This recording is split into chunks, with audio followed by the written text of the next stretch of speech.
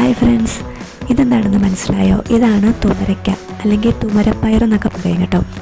ഇതിൻ്റെ ഉള്ളിൽ ഇങ്ങനെ അടങ്ങി മണികളുണ്ടാവും. ഇത് തോരൻ വെച്ചോ കറി വെച്ചോ ഒക്കെ കഴിക്കാവുന്നതാണ്. ഒത്തിരി ഗുണങ്ങളുള്ളൊരു സാധനമാണ് കേട്ടോ തുമരയ്ക്കായ. ഇത് ഞാൻ ചെടിയെ പൂവിട്ടപ്പോൾ എടുത്തതാണ്. ഇത് എല്ലാ വർഷവും നമ്മൾ കാ കഴിയുമ്പോൾ വെട്ടിവിടും. അത് കഴിഞ്ഞിട്ട് ഈ സമയമൊക്കെ ആകുമ്പോഴത്തേനും ഇത് നിറച്ചതുപോലെ കായാകും കേട്ടോ.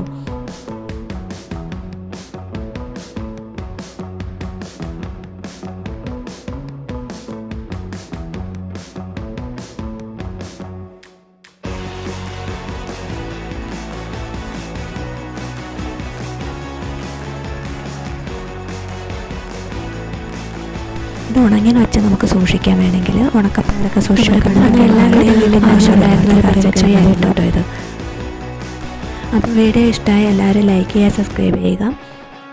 മറ്റൊരു വീഡിയോയുമായി വരുന്നവരെ ബൈ ബൈ.